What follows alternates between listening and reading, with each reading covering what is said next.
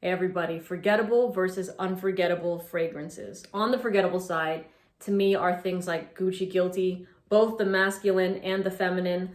Also, Gucci Guilty Black, and that's my favorite Gucci, but it's kind of great at being mediocre. You know, it's like a solid 7 out of 10. It doesn't do anything to take it over the top. And so yeah, Gucci Guilty Black.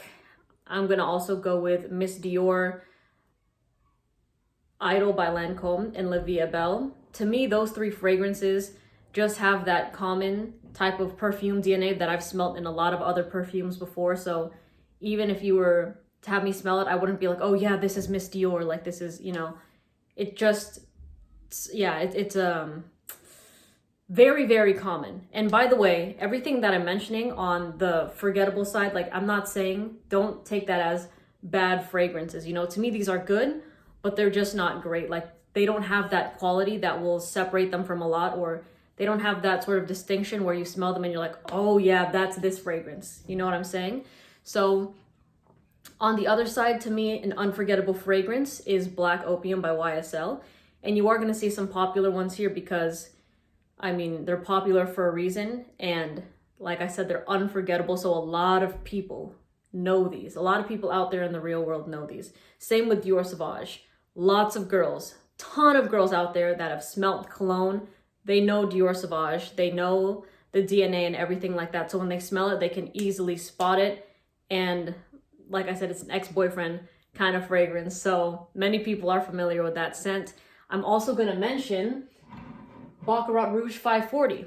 And I know that aside from the dupes and all the clone houses trying to make their version of this fragrance, I still think that the sweet cotton candy-ish DNA of Bakarat is unforgettable, where people, when they smell it, they think of Bakarat. Like this is the fragrance that it's modeled after. This is the one that most people think about when they smell that scent and they know perfumes and colognes and things like that. Okay, another unforgettable scent to me is Side Effect, and also I'm gonna go with Rehab by Anicio. I think that this is super smooth. I think that if you're in the fragrance community and you've smelled this before, you can easily spot it. Yes, it does have similarities with Spice Bomb Extreme. I find this to be a more refined, smooth, just like a higher quality version of Spice Bomb Extreme. And this one, of course, is a sexy, boozy fragrance that the first time, like, it makes a great first impression. The first time somebody will smell it on you, they'll really enjoy it, or they'll have strong opinions about it, okay? They might hate it because they don't like rum cinnamon, or for the most part, 98% of the time, they'll love it because it just has an immense amount of sex appeal in this purple bottle. Okay, now another unforgettable scent to me is, where are you? By the Fireplace by Maison Margiela. And I actually believe that a lot of the fragrances in the replica lineup can be unforgettable just because they're so specific to certain situations. Like, I know a lot of people enjoy Coffee Break, which is a nice fragrance, but to me, By the Fireplace is the one that stands out the most that I've tried, that is real. Like, you will not, like, other people aren't going to be like, oh, you're wearing this fragrance, aren't you? Like, if they have smelt By the Fireplace, they know By the Fireplace. So the intense firewood in the opening, it smells like it's a burning fire, and then the sweet dry down of the s'mores, the vanilla chestnut, and is just fantastic. So unforgettable fragrance. I think because my sister loves this a lot, I really have to throw it in here because, again, a lot of girls too that have smelled this on me and that have DM'd me, they cannot get enough of this scent. They're like, yeah, I like that YSL round one that's like a little bit green, like it's super sexy. They know this scent and they love it. Absolutely love it. Another one is, I'm gonna say Prada L'Homme. Prada L'Homme, and even though there's a lot of soapy, fresh and clean fragrances out there, I don't think a lot of them have gotten as good as Prada L'Homme. Like, a lot of them are soapy, but there's something about this that smells luxurious. It smells expensive, you know, and it's just a very attractive fragrance. I have only gotten positive remarks when I've worn this scent. So Prada L'Homme.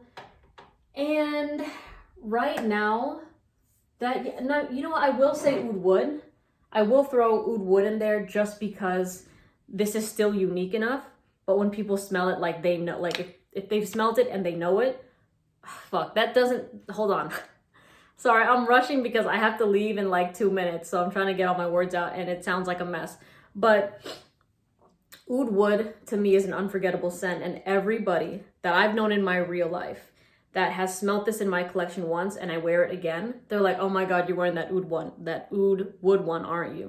And I'm like, yes, I am. They're like, oh, I love that Tom Ford one. Or they just call it my Tom Ford fragrance, even though there's another Tom Ford here, even though I've worn Black Orchid, whenever they smell Oud Wood, they're like, oh, the Tom Ford one, super sexy. So they love it. They love it.